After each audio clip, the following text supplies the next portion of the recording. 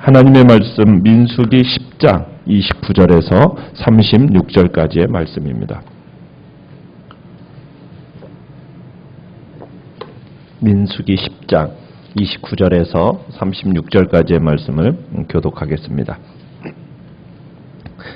모세가 모세의 장인 미디안 사람 르우엘의 아들 호밥에게 이르되 여호와께서 주마하신 곳으로 우리가 행진하나니 우리와 동행하자. 그리하면 선대하리라. 여호와께서 이스라엘에게 복을 내리리라 하셨느니라.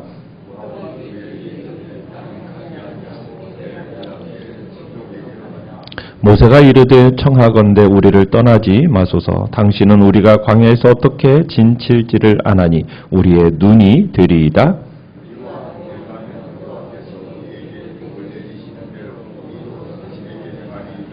그들이 여호와의 산에서 떠나 3일 길을 갈 때에 여호와의 언약궤가 그 3일 길에 앞서 가며 그들의 쉴 곳을 찾았고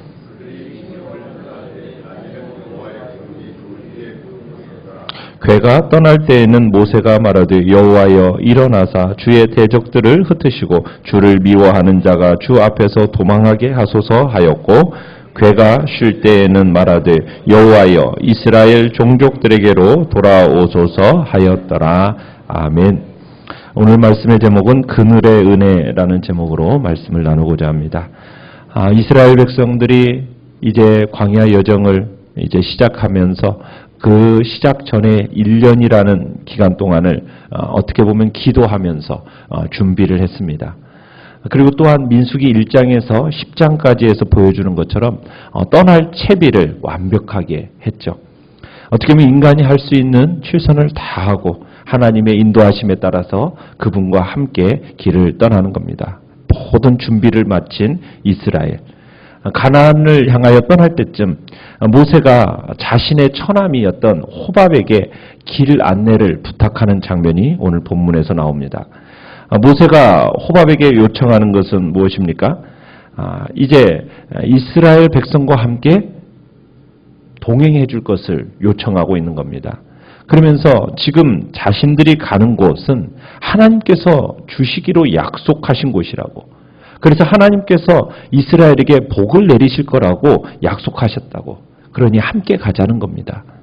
하나님께서는 이스라엘 백성들에게 젖과 꿀이 흐르는 그 가나안 땅 주시겠다고 약속하셨고 복을 내리실 것이고 그러면 자신들과 함께 가서 그 땅에 가면 하나님께서 내려주시는 복 함께 누리자. 지금 이것을 요청하고 있는 겁니다. 자, 그런데 호밥은 30절에 보면은 뭐라고 얘기합니까? 나는 가지 아니하겠다. 나는 내 고향, 내 친족에게로 가겠다라고 거절을 합니다. 이 거절 앞에 모세는 다시 한번 그 동행하는 요청을 이제 간곡하게 요청을 하는 것을 보게 됩니다. 호밥에게 함께 가자. 이렇게 하는 이유는 뭡니까? 31절에 이렇게 얘기를 하죠. 31절에서 이스라엘 광야 여정 속에서 우리를 인도해 주기를 바라섭니다. 왜냐하면 시내산을 이제 떠나서 이제 본격적으로 가나안 땅을 향해 갈 텐데 이 가나안 땅을 향해 가는 이 광야길은 험준하고 생소한 길입니다. 그러니까 어릴 때부터 광야 생활을 해왔던 이 호밥이 누구보다도 좋은 안내자가 될 거고 좋은 조언자가 될 수 있을 거라고 생각했던 거죠. 그래서 모세는 호밥에게 31절 끝에 보면 우리의 눈이 되리이다. 우리의 두 눈이 되어달라는 거죠. 여기서 눈이 된다라는 말은 전에 모세의 장인이 이스라엘 백성들에게 천부장, 백부장, 50부장 이런 것들을 세우면서 조직을 세우는 지혜를 모세에게 가르쳐줬지 않습니까? 그런 것처럼 이스라엘과 함께 여행하면서 이스라엘에게 어떻게 보면은 지혜를 달라는 그런 의미입니다. 그러니까 어떻게 보면 모세는 주의 백성을 위해서 어떻게 이방인에게 지금 지혜를 구하고 있는 겁니다. 이건 괜찮은 걸까요? 지금 하나님은 분명히 구름 기둥, 불 기둥으로 그들을 인도하고 있다라고 말씀하셨고 그렇게 인도하고 있어요. 그런데 지금 또 길 안내를 호밥에게 요청하고 있는 겁니다. 이 모세의 행동은 불신앙적인 행위로 봐야 되는 걸까요? 그렇지 않은 걸까요? 이 모세의 행위는 불신앙적인 처사는 아닙니다. 오히려 이 모세의 행위는 하나님을 의지하는 가운데 보다 어떻게 하면 효과적으로 이 백성들을 인도할 것인가에 대한 노력의 발로 속에서 나타난 일인 거죠. 우리가 하나님의 일을 함에 있어서 세상적인 지혜나 세상적인 재능을 무시해서는 안 됩니다. 세상적인 지혜와 세상적인 재능도 모두 누구로부터 나온 것입니까? 하나님께로부터 나온 것입니다. 하나님의 일반 은총적으로, 그러니까 다 하나님께서 은혜로 주신 것들이에요. 그런 것들을 우리는 주님이 주신 것으로 사용할 수가 있는 겁니다. 그러나 그 속에서는 하나님 앞에서 우리가 분별할 수 있는 지혜는 필요한 거죠. 우리가 너무 한쪽으로만 치우치는 거룩한 것, 속된 것이라고 너무 지나치게 구분하는 것은 문제가 됩니다. 세상의 지혜 속에도 하나님이 주신 그 일반적인 은총의 지혜가 있기 때문에 그것을 하나님이 주시는 음성으로 들을 수 있는 그런 귀가 우리에겐 또한 필요한 겁니다. 지금 모세는 지금 그런 면에 있어서 이제 호밥이 자기 이스라엘 백성의 그 두 눈으로서 지혜를 또한 이렇게 덧붙여 줄 것을 이렇게 요청하고 있는 겁니다. 자, 호밥은 이 모세의 제안을 받아들였을까요? 오늘 본문을 보면은 그 결말이 명확하지가 않습니다. 그죠? 정확한 결론을 내려주지가 않기 때문에 뭐 이게 어떻게 되었나 우리가 정확하게 알 수는 없어요. 어쨌든 모세가 잘 대접하겠다고 했는데 30절에서는 굳이 떠나겠다고 했으니까 호밥이 혹시나 모세의 이 제안을 물리친 건 아닐까 이렇게 생각이 되는데 많은 주석가들은 훗날 사사기에 가보면은 그의 후손들이 이스라엘 백성들과 함께 살았다는 것을 보게 됩니다. 그 근거로 해서 이 제안이 받아들여졌던 것으로 생각이 되어지는 거죠. 자, 이스라엘 백성들이 이제 시내산을 출발합니다. 이제 3일길을 가는 동안에 우리가 33절을 보시면은 3일길을 행하는 동안에 언약궤가 그 3일길을 앞서 행하면서 이스라엘 백성들의 쉴 곳을 찾았다. 이렇게 얘기하고 있습니다. 그러니까 언약궤가 3일 동안 내내 행진의 선두에 선 겁니다. 그러면서 이스라엘 백성을 인도해 갔다라는 의미예요. 그러니까 언약궤가 맨 앞서 행합니다. 이스라엘 백성이 쉴 곳을 찾았다. 이 말은 바로 언약궤로 상징되는 하나님께서 이스라엘 백성들보다도 앞서 행하시면서 그들의 쉴 곳을 정하시고 그리로 그들을 인도하셨음을 나타내 주는 겁니다. 모세는 지금 호밥의 도움을 받아서 떠나려고 했지만 결국에는 뭐가 가장 앞서 인도하고 있습니까? 하나님의 법궤가 그 길을 인도하고 있는 거죠. 그러니까 하나님께서는 이스라엘 백성들의 그 모든 광야 여정 속에서 항상 앞서 행하시는 분이고 그들의 쉴 곳을 예비해 주시는 분임을 우리로 하여금 보게 하는 겁니다.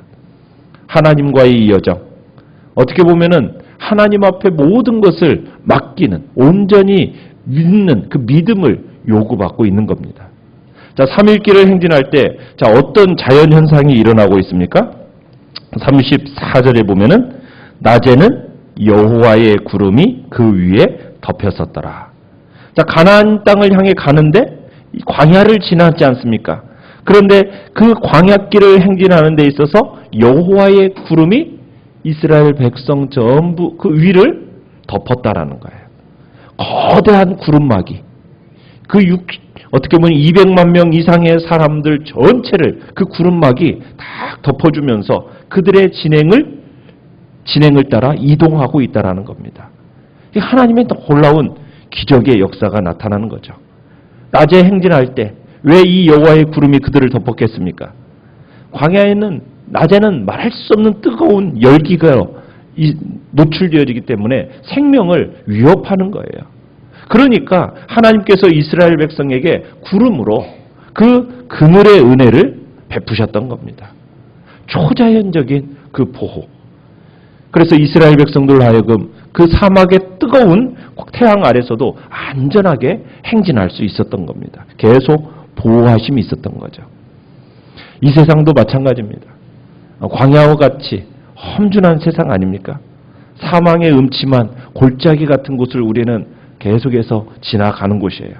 어떻게 보면 상황과 형편으로 본다면은 우리도 이 세상에서 단 한순간도 평안을 누릴 수가 없는 그런 곳을 살아가고 있는 겁니다. 그렇지만 하나님께서 우리와 함께 하십니다. 그분이 우리를 친히 인도하십니다.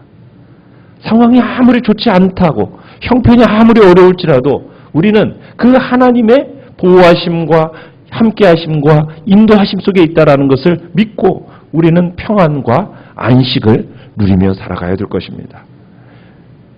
하나님께서 정말 이스라엘 백성을 위해서 광야를 지나는 백성을 위해서 친히 그 그늘을 제공하시는 모습을 우리는 보면서 정말 우리도 이 땅 광야 같은 이 세상 속에서 어떻게 보면 폭풍우 치는 바닥 한가운데 있는 것처럼 우리의 삶에 고난과 환난이 우리에게 다가올 때 우리는 그 상황 속에서도 나를 친히 함께 하시고 친히 구름 그늘을 만드셔서 우리의 인생을 선하게 이끌어 주시는 그 하나님을 믿는 믿음으로 우리의 심령은 평안과 주님이 주시는 그 위로를 항상 누리며 살아가시기를 바랍니다. 이 평안이라는 것, 여러분 세상이 줄 수 없는 평안, 그 평안을 우리에게 주셨습니다. 견고하고 흔들리지 않는 그 안전한 평안. 하나님의 보호하심을 받는 모든 성도들은 여러분 항상 이 평안을 누리며 살아가야만 합니다. 여러분 상황이 나빠졌다고 해서 우리가 정말로 평안을 빼앗긴다면 그것은 어떻게 보면 하나님의 그 보호하심을 신뢰하지 않는 불신앙적인 태도입니다. 전능하신 하나님, 그분의 완전한 보호를 확실히 믿으시길 바랍니다. 그래서 결코 흔들리지 않는 가운데 여러분의 마음에 그 평안을 항상 누리며 살아가기를 간절히 축원합니다. 자, 이스라엘이 행진을 시작할 때면 모세는 이제 뭐라고 얘기를 하고 있습니까? 35절에 보니까 여호와여 일어나십시오. 주님의 원수들을 쫓으십시오. 흩으십시오.